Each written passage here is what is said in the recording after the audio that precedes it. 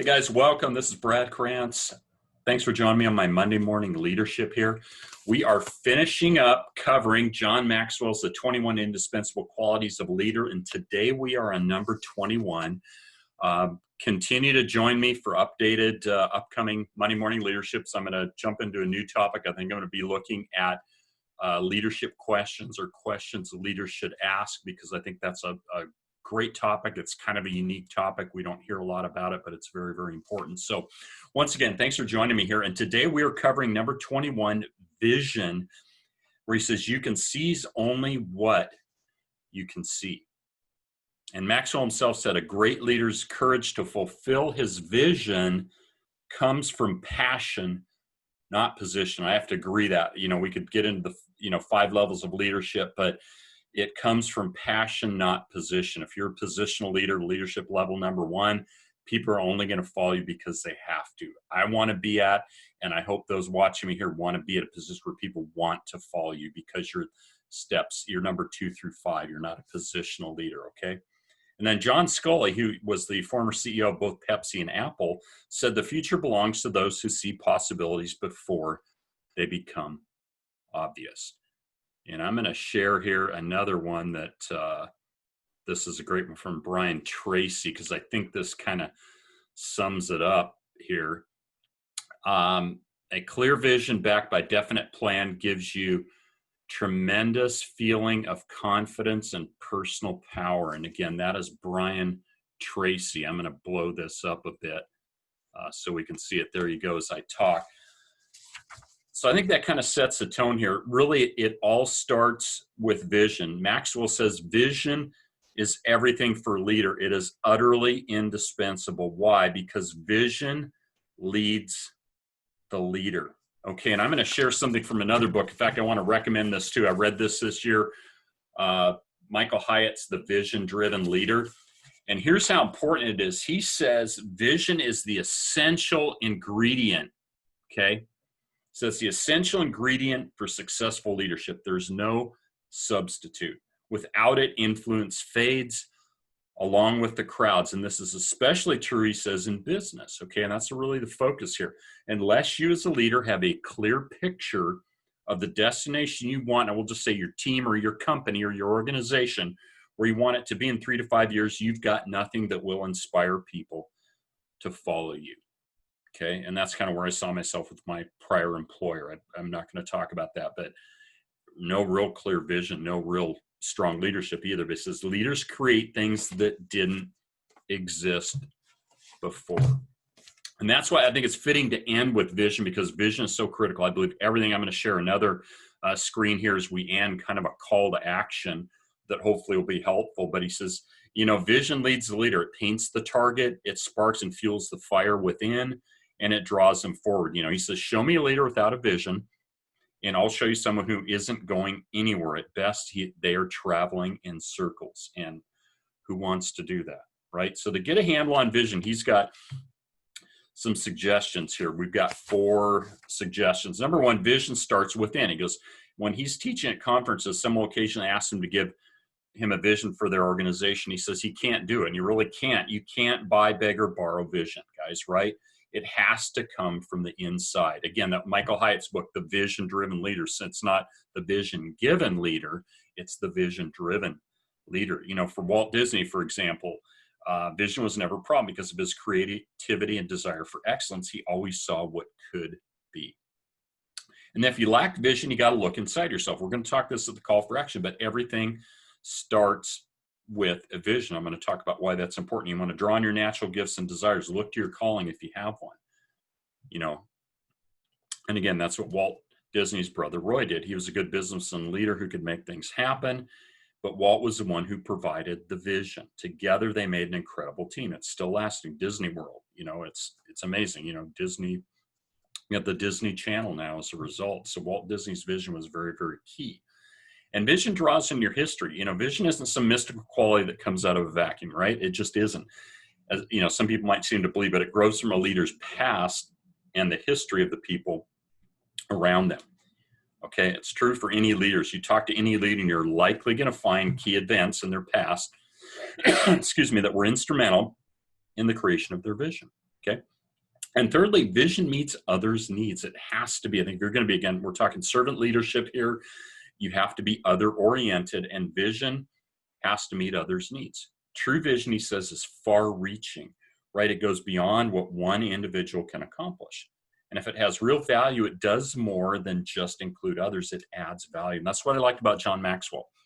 When I got into online marketing here a couple of years ago, I was looking for how do I add value? And I heard John Maxwell say this, that his goal is every day to add value. So especially with posting content on Facebook and social media, which I do every day, there is a very deliberate purpose. I have a vision of what I want. It's very deliberate, and my goal is to add value in some way. So I have a social media strategy that's purposeful. There's vision behind it. Okay, and if you have vision that doesn't serve others, it's probably too small, right? And my vision and my big why is to help empower people economically around the globe. And that of course extends beyond me. It's not just about me making some money, me setting my family up, becoming financially independent, all that. It's about helping empower others. So that's my vision that drives me. More on that later. And number 4, vision helps you gather resources. This is interesting. It says one of the most valuable benefits of vision is that it acts like a magnet, attracting, challenging, and uniting people. And I was united to the vision of my business partners, Adam and Ashley Reeker, and their vision. So it also rallies finances and other resources. Isn't that interesting? That's been true too. The greater the vision, the more winners it has the potential to attract. The more challenging the vision, the harder the participants are going to fight to achieve it. And I found that to be very, very true. We're in that right now. We're fighting for our vision as 3LE. Building an online business is going against the grain, but it can be done with the right vision. So let's reflect on this a bit. And this is just asking some questions. I think these are good questions, but where does vision come from? Okay, you might be asking that. To find a vision that's indispensable to leadership, Maxwell says you have to become a good listener. And that is really key. That's why I want to talk about leadership and asking questions coming up, because it's something, if you ask questions, it really kind of demands that you listen to the answers. Okay. But the inner voice, as Maxwell said, vision starts within. Okay. Do you know your life's mission? Have you ever taken time to figure that out? If you haven't, I suggest you do. I think it'll be helpful. What stirs your heart? What do you dream about? What you're pursuing in life doesn't come from a desire within, from the very depths of who you are and what you believe, you'll not be able to accomplish it. Okay. And the unhappy voice, where does inspiration and great ideas come from? I like this. This is from noticing what doesn't work. Discontent with the status quo is a great catalyst for vision. That's kind of what sparked me, being empowered to be my own boss, to jump in the entrepreneurial realm at age 58. I was dissatisfied with my status quo and my lack of being empowered in the job I was in. No great leader in history has fought to prevent change. Think about that one. Then the successful voice. Nobody can accomplish great things alone. I can't say this enough. There's really no such thing as a self-made man. Okay, I know that. I understand what's being said there, but if we're honest about it, nobody got where they got. If you see like a turtle on top of a fence post, he didn't get there by himself, right? Nobody is truly self-made. They've had other people that have helped them. Nobody can do life or become truly successful on their own. Think of all the great business leaders. They built great companies, but those companies helped them to be the person they're at. Jeff Bezos from Amazon isn't where he's at because he did it all on his own. No, he's got thousands of people, thousands of employees, executives helping him. Okay, but to fill a big vision, you need a good team. And that's what we're all about with 3LE. But you also need good advice from someone who is ahead of you in the leadership journey. And I can't stress that enough. If you want to lead others to greatness, find a mentor. Again, that's something totally different subject. We've talked about it a bit, almost undiscovered today. Do you have an advisor that can help you sharpen your vision? Somebody who's been where you're at, whether it's spiritually, financially, relationally. Do you have mentors? If you don't, I suggest you get them because you're going to need them. I have 5 mentors in my life. I couldn't get where I want to be in life without those 5 mentors. Okay. Then you got the higher voice. Although it's true that your vision comes from within, you shouldn't let it be confined by your limited capabilities. A truly valuable vision must have God in it. And I work with anybody. I don't discriminate. I don't care what religion or creed you're from, your skin color. I'm a Christian. That's me. That's who I am. That's being authentic. But you need somebody greater in your life. And that's what Maxwell's saying here. If you look beyond yourself, even beyond your own lifetime, if you as you've sought your vision. If not, you may be missing your true potential and life's best for you. So to improve your vision, here's some things he suggests. Measure yourself. If you have previously thought about the vision of your life and for your life and articulate it, measure how well you're carrying it out. And then write it down. Again, we've all heard writing goals down, right? If you just have it, it's in my mind or something. I've got written goals and I modify them as need be, but I have annual written goals. Write it down. If you've thought about your vision but never put it in writing, take the time to do it today. I want to suggest that you do that. It's really that important. And then do a gut check. If you haven't done a lot of work on vision, spend the next several weeks or months. You're not going to do it in an hour or 2 hours or whatever. It's going to take some time. But spend the next several weeks or months thinking about it and consider what really impacts you at a gut level. I look back some of the answers I put down here. What makes me cry? I've read this book probably 15 years ago. Caring for and about people. I really do. That's why I'm doing what I'm doing, guys. That's why I want to help empower people around the globe economically, because I care for people. If it were all about me, I could care less about it. It's just how much money can I make? How successful can I be? The heck with the rest of the world. But that's not me. I do care about people. And what makes me dream, again, having my strong vision. I'm going to get into that in just a minute. My business, having the partnership I do with Adam and Ashley Reeker and 3LE. And then what gives me energy? Again, I'm going to say again, vision, and then the accomplishment that comes along that path of vision. So to close out today, I want to do another screen share, guys, because this is important. I like this. This is from Rob Sperry, called The Conqueror's Formula.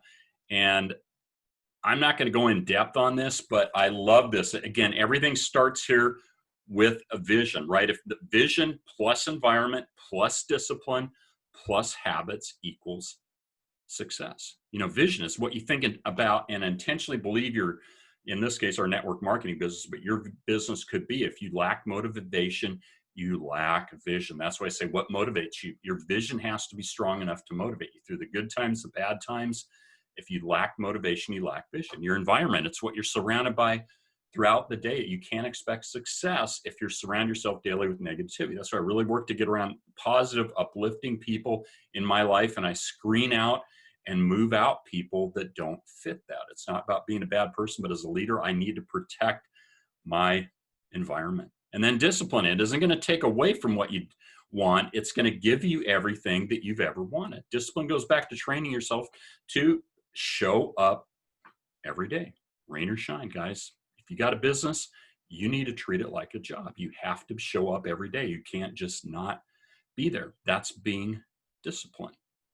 And then habits. Habits are simply the consistent and repeated daily practices that will bring out vision into our lives. Show me your habits and I'll show you your future, right?